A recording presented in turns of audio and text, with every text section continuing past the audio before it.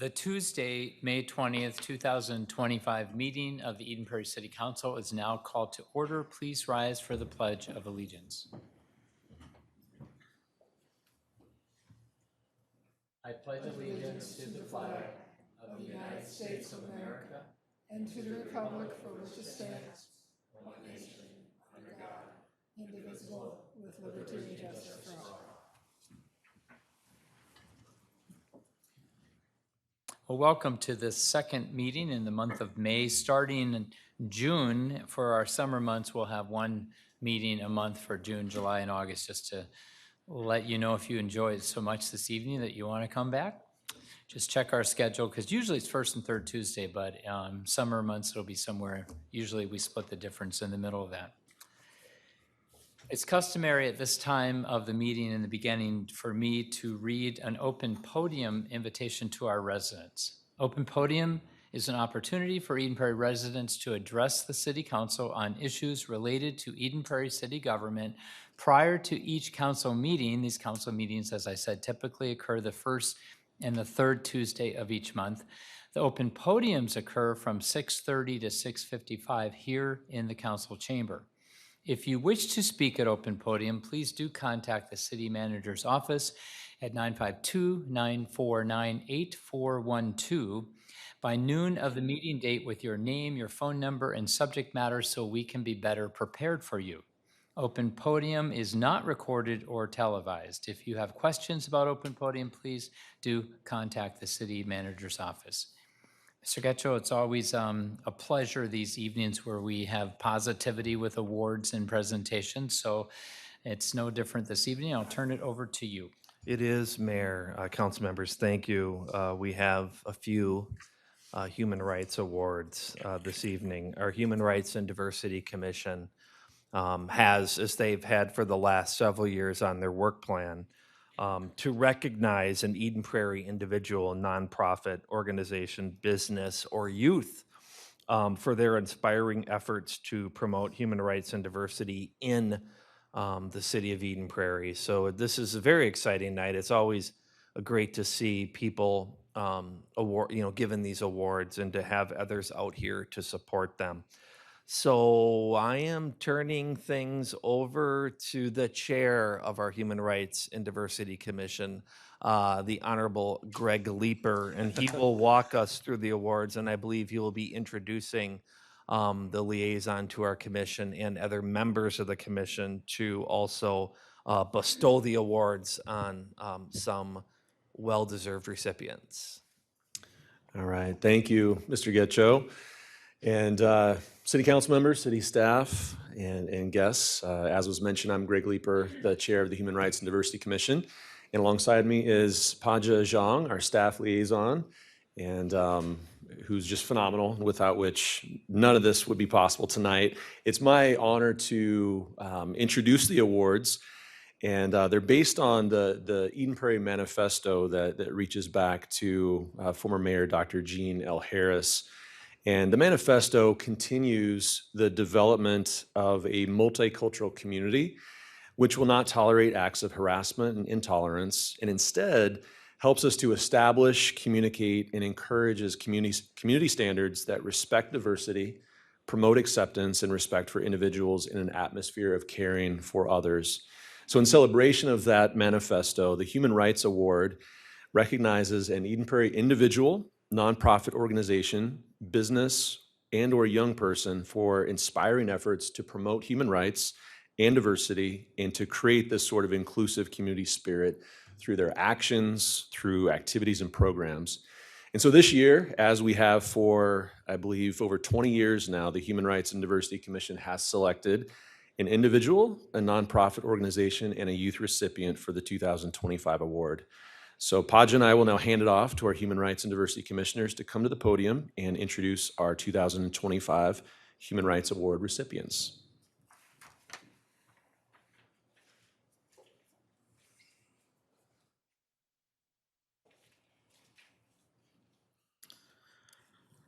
Hi, I'm Danielle Burton Hasrig. I'm on the Human Rights and Diversity Commission. I'm presenting the award for Mission Animal Hospital Day Founded in 2014, Mission Animal Hospital has been in Eden Prairie since 2015, operating as the only nonprofit full-service animal hospital in the United States, and as one of the largest hospitals in Minnesota. Mission Animal Hospital serves nearly 25,000 pet visits each year and helps over 6,500 families. Mission Animal Hospital upholds the values of the Eden Prairie Manifesto through their dedication to prioritize their services to low-income individuals and families who may face financial barriers in providing the needs of their pets. Mission Animal Hospital uses a reduced fee model to make these services accessible and has also been innovative in accessibility by providing on-site mental health care and referral services for clients. Currently, Mission Animal Hospital is expanding translation services for non-English speaking clients as a part of their Compassion in Every Language program. Mission Animal Hospital continues to create an impact on our community, and we are honored to recognize them here tonight.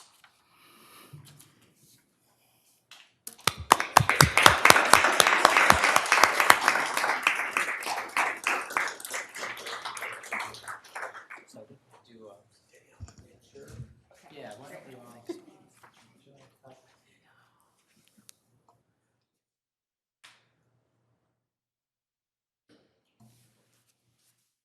I thought you're supposed to be up high when you're photographing people over 7. No? Thank you. So somebody's next. Hello, my name is Savannah Reese, and I am a member of the Human Rights and Diversity Commission. Today, I have the honor of presenting this individual award to Rachel Casper. Rachel Casper is the Director of Children and Family Ministries at Eden Prairie United Methodist Church. Rachel upholds the values of the Eden Prairie Manifesto through her dedication to creating an inclusive and supportive environment to all. Rachel has spearheaded the church's autism ministry, which has resulted in a dedicated sensory-friendly space adapted to worship resources such as headphones, sensory walls, and specialized toys, and most notably organizing a free week-long adaptive Bible camp which attracts families statewide. Rachel's dedication to autism awareness has led her to proactively identify and dismantle barriers to resource access for children with autism and have allowed her to directly assess individual disparities to ensure equitable participation and access to programming. Through her work, Rachel has fostered inclusiveness for individuals with diverse identities, especially those from marginalized communities, and has created a safe, accepting space for those who often feel excluded. Rachel's impact on our community is immeasurable, and we are honored to recognize her here tonight.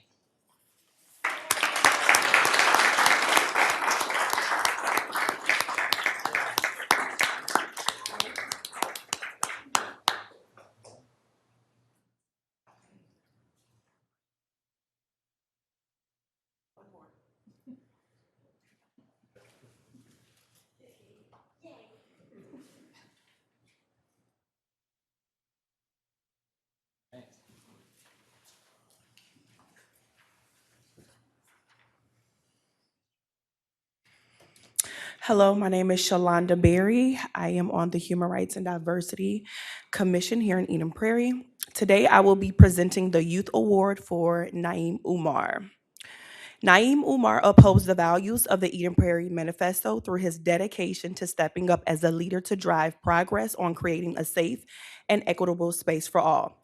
Especially through sports, Naeem started a nonprofit soccer organization that eliminates the financial barrier and gives underprivileged kids the opportunity to play a sport they love. What began as a grassroots effort has now grown into a full-fledged program with over 30 kids. Naeem works to actively identify and remove barriers that prevent youth from accessing organized sports, such as financial hardships, transportation, equipment, and access to safe training environments. By being dedicated to equity, Naeem created a donation-funded model that eliminates participation fees, provides uniforms, gear, and coaching at no cost. Naeem is a dedicated leader and engages with families and the community to build a culturally inclusive and supportive environment for the youth. Through his work, Naeem has fostered an environment where every youth feels seen, valued, and included, regardless of their background, identity, or ability. Naeem is a shining example of a young person that strives to build a stronger community. We look forward to seeing where this path takes him.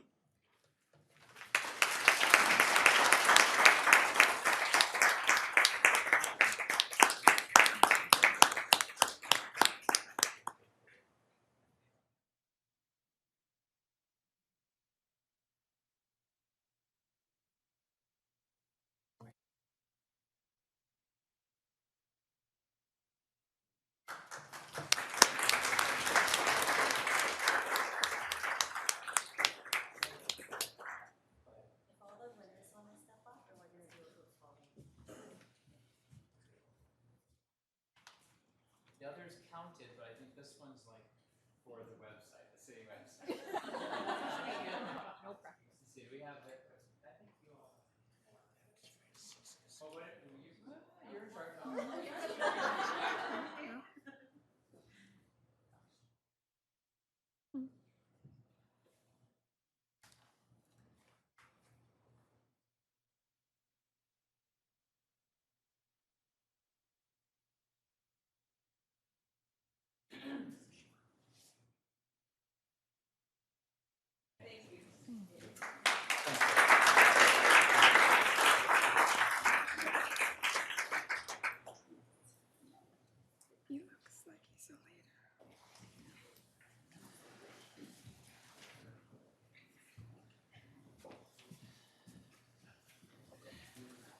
Thank you, Paja, our Eden Prairie City Staff Liaison Person, and Greg Leeper, the Chair of the Human Rights and Diversity Commission.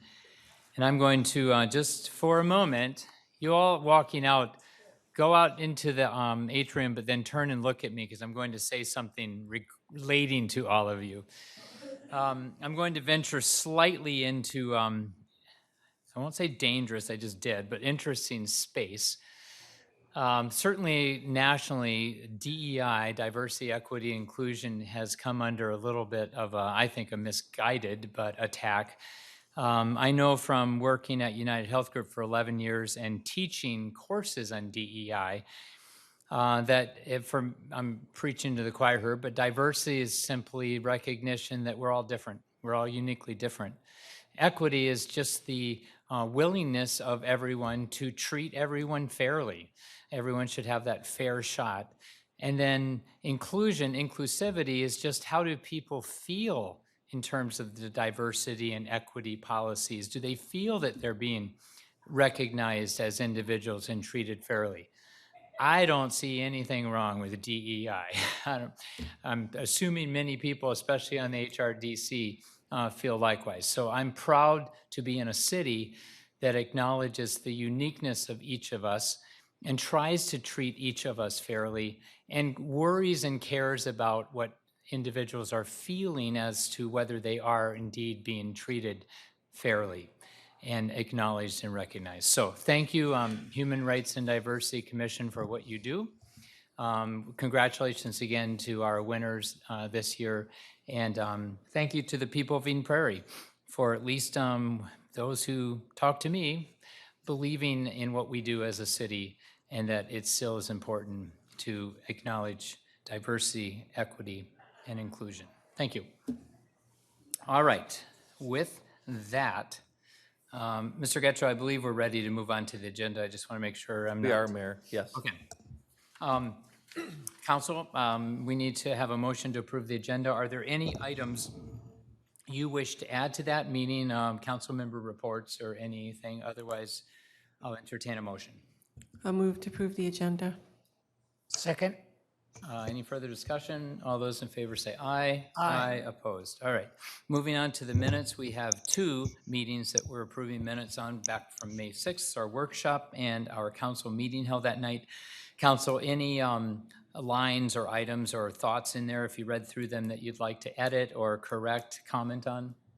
If not, is there a motion to approve both of those meeting minutes? Move to approve the following city council minutes.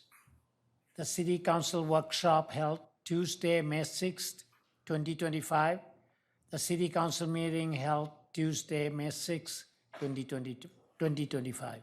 Is there a second? Second. Any further discussion? All those in favor say aye. Aye. Aye opposed. All right, consent calendar. These are the items that are important, but nonetheless don't necessarily need further discussion unless you want there to be. So we clump them together into one large motion. Council, any of the items A through E that you want to learn more about or vote on separately? If not, is there a motion to approve items A through E on the consent calendar? Move to approve items A through E on the consent calendar. Is there a second? Second. Further discussion? All those in favor say aye. Aye. Opposed. Mr. Getchell, we do have a public, well, it is a resolution to vacate, so it's a public hearing, so I'll turn it back to you. Thank you, Mayor. It is public hearing. You see these on a somewhat regular basis, vacating drainage and utility easement. In this case, this is particular to one property on Boulder Point Road. It's the vacating drainage and utility easement that the city is not necessary for the city to have that entire easement. It allows the homeowner to construct a pool. Also, following the vacation, the city is requesting, following that, there will be a conservation easement over a portion of Lot 1. So, as I said, it's a resolution vacating a existing drainage and utility easement and then approving a new conservation easement. If I can just ask real quick, what's the purpose of the conservation easement approval? Because that is kind of a newer item in terms of typical drainage easements. Yes, and I think Mr. Ellis could weigh in, but it's my understanding that with the original construction of the development of the property, there should have been a conservation easement at the original plat, and that did not occur. So we are coming back at this time and putting the conservation easement in that should have been there originally. Yeah, and that's correct. I'll just simply add, there's also a wetland back there that the conservation easement is going over, So so. kind of begs the question, sorry to take this digressing down another rabbit hole, but how did it get missed? Or why do these things happen often? Yeah, I don't know what year this would have been filed or when the plat would have. Way went before through. your time, I'm sure. This has not. And Boulder so- Point was probably 92, 3, 4, or something in there. I think there was a time in our development where there was a lot of growth going on and there was a lot of, there was just a lot of development. And so keeping track of all the dotting the i's, crossing of the t's, sometimes things were missed. My first few years, council meetings went till 12 o'clock midnight often, and we would have 7 to 8 to 9 public hearings on development projects. So I fully understand, just curious about that. Thank you. All right, council, any questions before we open it up to the public? So this is a public hearing. Anyone wishing to address the council this evening on this resolution to vacate part of Block 1 Boulder Ridge addition drainage and utility easements? It's fairly housekeeping perfunctory, but if anyone would like to speak, they certainly can. All right, seeing none. Council, go ahead and maybe close the public hearing, somebody move the resolution, then if you still had questions or comments, you could make them. Somebody want to make the motion? I'll move to close the public hearing and adopt a resolution vacating the drainage and utility easements. Is there a second? Second. Okay, Council, any other discussion before we vote? Again, fairly housekeeping. All those in favor say aye. Aye. Opposed. All right. Passes unanimous. Mr. Getchell, back to ordinances and resolutions. Back to you. Mayor. Payment of claims. I did it. I did that. No, I you caught caught it. it. I You caught caught it. myself. You caught it. You caught I it. know about 3 council members already. I saw you moving forward. So yes, we do have payment of claims, which in the classic old days, it was all the list of checks that the city cut, to all of our vendors, whatever.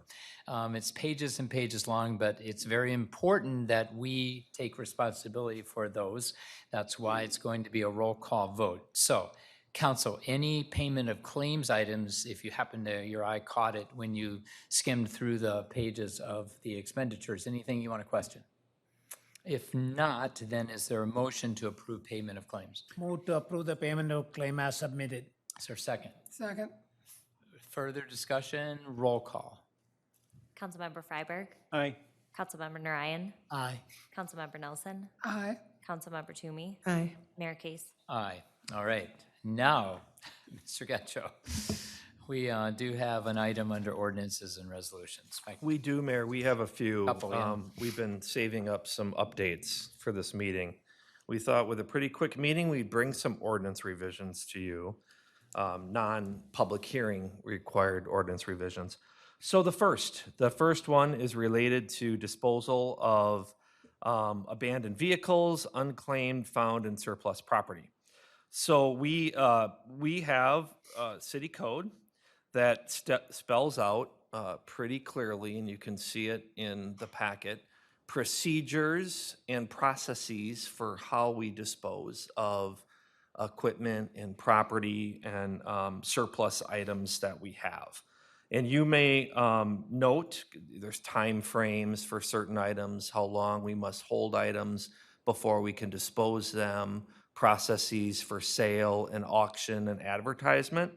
One thing that we have done for as long as we know is each and every single item that we dispose of, we place and list separately on a council agenda. So you may have noticed over the years, whether it was loose change, a computer part, any item whatsoever, it was a separate resolution that you would approve before you would declare that surplus equipment. Through going through this ordinance, we have found that there's nothing in state statute that requires you to do that. We're not aware of other cities that are doing that on a routine basis. It's something that you've done for a while. So we thought we could simply streamline this process and update the code so you don't need to have a resolution and list every single item that you would dispose of, but knowing, as you can see in the code, that there is a process to get rid of these minor items. And obviously, you know, through purchasing and contract that you do obviously have a say in, you know, any major purchases or disposing of any major items. So just curious here, I totally agree that we don't need to be part of every small computer that, you know, gets sold off or something. But just from a knowledge basis, if a resident were to ask us, hey, I hear that the city's auctioning off something and we had no knowledge of it, is there a way to keep us informed without adding extra work to you or any staff? Or do people someone keep track of that throughout the year? By the end of the year, you know, we got rid of these 337 items. I mean, is there a way for us to keep knowledgeable on that? I think there absolutely, because we still have to follow processes and keep records on how everything is disposed of.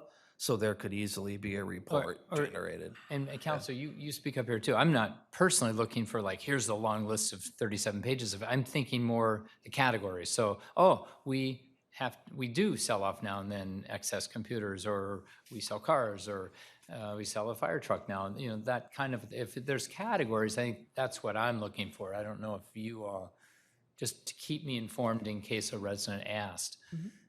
Is that, Councilmember Narayan? I have different question once you. Okay, I finish think, this is that topic. okay on that one? Just if they now and then give us categories of what kinds of things they, Well, how often do things get auctioned off? I don't think the auctions are all that common. I mean, I'm thinking in terms of police auctions and public works auctions, 2 times a year, maybe.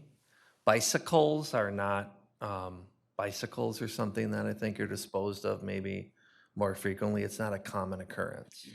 are you differentiating the auction versus if we just, do we give them away, or would we be selling like the bicycles to some, you know, wholesale vendor? Depends on the value of the bike, or if it's operable and such, but. Yeah, I think there's a provision that kind of junk bicycles are just disposed of. I think if we got an e-bike, for example, that's worth something that somebody doesn't claim, then. I think that would fall, I hope, Lisa, correct me if I'm wrong, but I would just want to know the categories in my head, so we do take these kinds of items to auction, we did that twice a year. With these kinds of items, we actually were able to sell. These kinds of items, we got rid of. Just so, and here's, and I don't even need to know all the items by any means, just the categories of, you know, types of things that the city throughout a year gets rid of. And maybe that's once a year, Rick, maybe up in December, you just let us know. Yeah. I don't want to cause work for anyone, just keeping track. Is it better to put that up on the website so it's public also know that? So we don't have to, anything special, is that add more work? I mean, we could certainly do that, I think. I don't know how many people are looking at the packet to see what we throw away. But I'm sure there's a way to do that. I mean, it's not a matter, I mean, we want to be transparent. So Does the I'm sure public there's a have way we could access to share some of that. these things that were, I mean, would they have an ability to purchase or to bid on?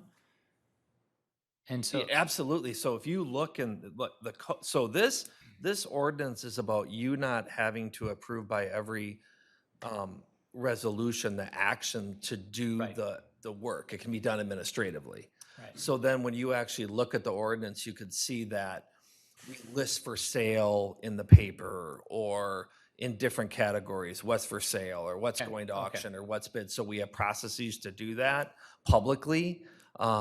And so some of that we could absolutely make it available somewhere on the website. I'd have to And think. statute does allow the electronic sale of property, you know, you can use an online auction, and I think Public Works uses that quite a bit, so you can even send the link or have the link available if people are interested in that. okay.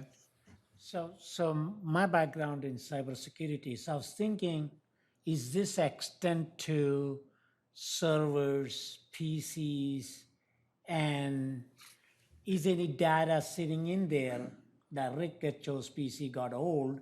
And if that, somebody get a hold of it, and if you haven't wiped out, is there a process or something that we need to worry about? Or am I bringing up something totally new stuff?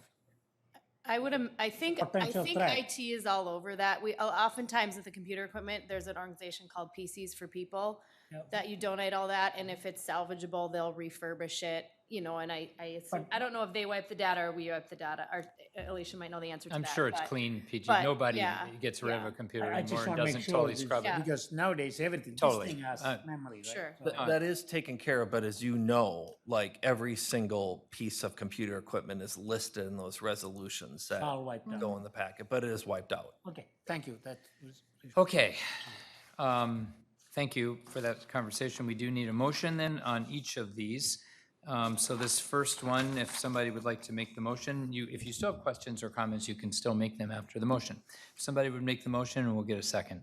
I'll move to approve the first reading of an ordinance amending City Code Section 2.86 relating to disposal of abandoned motor vehicles and unclaimed found and surplus property. Is there a second? Second. Any further discussion?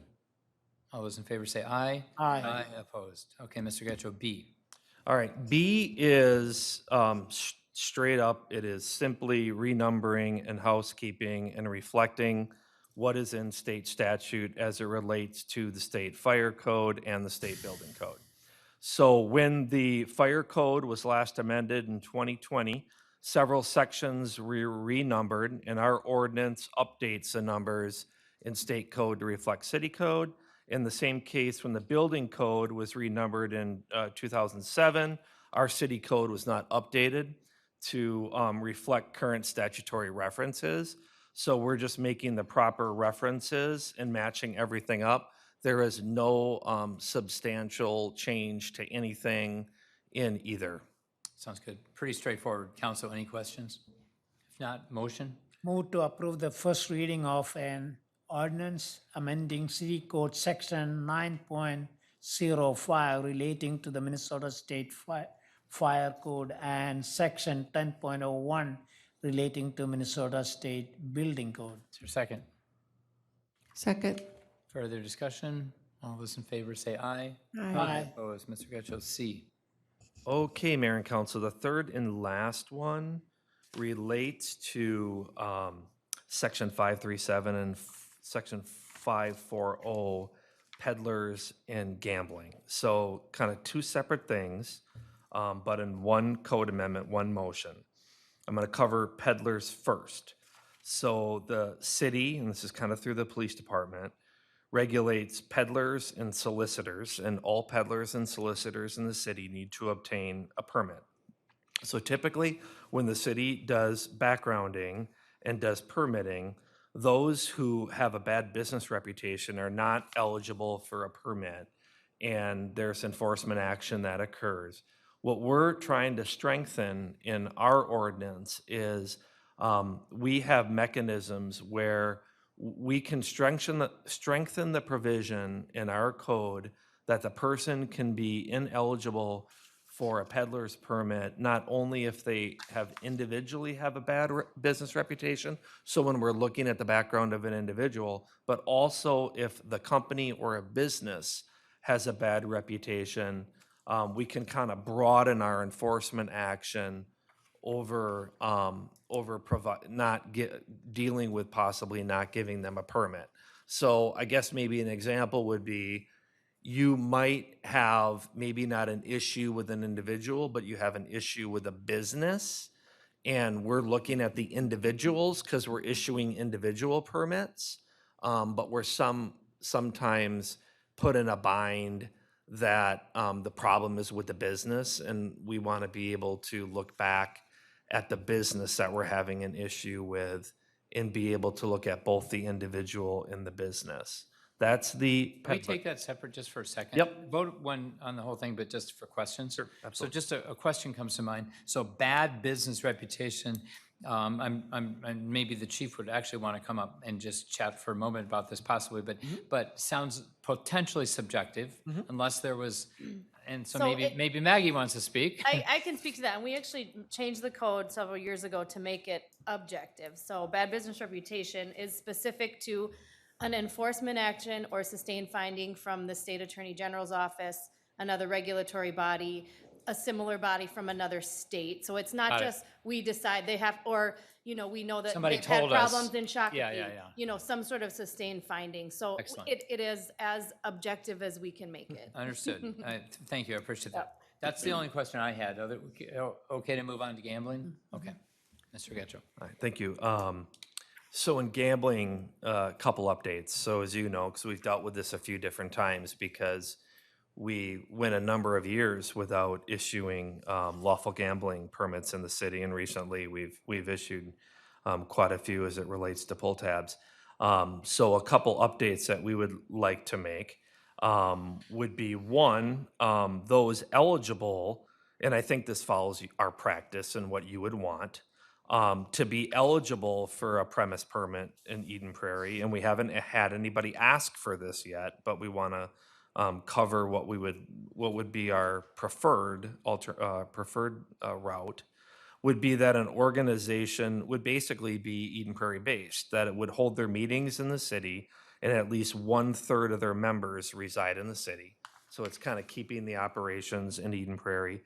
And then secondly, as you know, and you can always change this if you want, we limit the number of premise permits for lawful gambling in Eden Prairie to 6. We have 4 and then 1 additional per 10,000 residents, in excess of 40,000 people. So when we get to 70,000, we could have 7, 80,000, we could have 8, but currently we have 6. And so the idea here would be to avoid one organization getting all permits. We thought that we would limit one organization to 4, because there could be another organization that could come along at another time wanting to do lawful gaming at some point in time, and we may want to have the opportunity to provide them the option. Again, an alternative could be, if you want to give somebody 6, you could do that. You could choose not to do this, or you could lift the cap if you want. We don't have anybody with 4 right now. We have someone with 3, but that could occur at a future date. So we're talking like pull tabs ongoing, like at Champs. There's the counter there. So we're not talking about the nonprofit that comes for that one-time bingo game or No, something? we are not, Mayor. Those are somewhat unlimited? There are rules related to kind of time, place, and number that you could have together and in a year. So there's a whole set of rules for that, but so unlimited is not the right word. But there could be many of those. This is a premise permit. This is regular, ongoing, all the time at a set location on a regular basis. That is correct. And if electronic pull tabs get approved in the state for widespread use, will this pick that up? I think so. I mean, it depends on what the state rules say about this type of organization and what sort of lawful gambling they would do. But I would imagine so. I would think so. Yeah. Interesting. Huh. Councilmember Ryan. Yeah, I like the 4 permit per than one person can all of it. I think it's kind of fairness, so they can compete. So 6, right? 6 total. Is there any flexibility and subjectivity that if only one organization in the whole city was interested and they came and they wanted 6 locations, and then the next year another organization came forward, then we pull back and do we do that? Or are we simply saying, no more than 4? So then the 2 spots remain open, even though, no, there's no even though there. So what I would say, Mayor, is the earlier option I would not do. I would never pull back, because once they get established in a location, to say, oh, somebody else came in, Okay. you've got to close down. that makes sense. What I would do is I would just expand. If you want to give someone more, you would say, hey, we've got 6.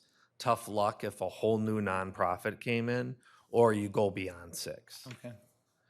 You could also say, you could put this in place, and then if someone gets beyond 4, you could say, okay, let's go to 5. Or you could say 5 and 7. You can change this at any time. Right now, we only have 4 that are active, Yeah, and that's all one organization. that's correct. Okay. Well, They have all no, 4? you have Not fair. 5. You have 4. You also have the Eden Prairie AM Rotary has a premise permit for bingo at Fat Pants. Oh, okay. Council, any other questions about this? Go ahead then, and we're making a motion that covers both the peddler changes to the ordinance and gambling. So, Mayor, I'm sorry to interrupt real quick too, because the request, if you're okay with this is the only ordinance we're bringing for first and second reading, because I think we're expecting a lot of peddler permit applications, and we don't meet again until mid-June.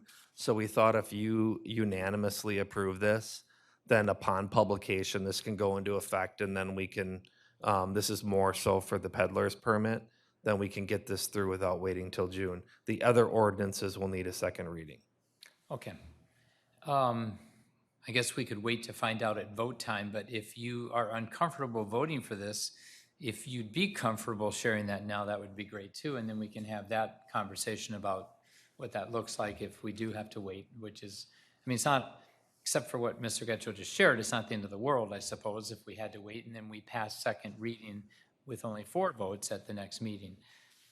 So maybe I'll just go ahead and let the chips fall where they will, and we'll take the vote. Unless there's more discussion, and you can still have it after the motion is made. So if somebody would make the motion, we'll get a second. So right there, it talks about first and second reading, so. Move to approve the first and second reading of the ordinance amending City Code Section 5.37 relating to peddlers and Section 5.40 relating to gambling, and adopt a resolution approving a summary ordinance for publication. Is there a second? Second. Further discussion? All those in favor say aye. Aye. Aye, opposed. Maggie, Robert's Rules of Order question here. If that had failed right there, so we only get 4-1. So it passes, but the first and second fails. Would then I, as the chair of this body, take another motion separate to pass the first reading of it. Yeah, Okay, that's. I was what just wrote curious in when there. you Yep, clumped, because I, yep. typically that's not, well, and maybe it is clumped together, but that threw me for a moment if it didn't pass. And yet we voted 4-1 in favor of it, we would go back Yep. and bring the first reading of it.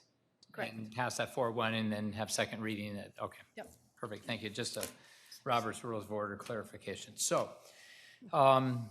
Getchell and council, I believe that's all to come before the city council this evening. All right, with that, council, anything? So with that, if there's a motion to adjourn the city council meeting, I'll move to adjourn the council meeting. is there a second? Second. All those in favor say aye. Aye. Opposed, this meeting is adjourned.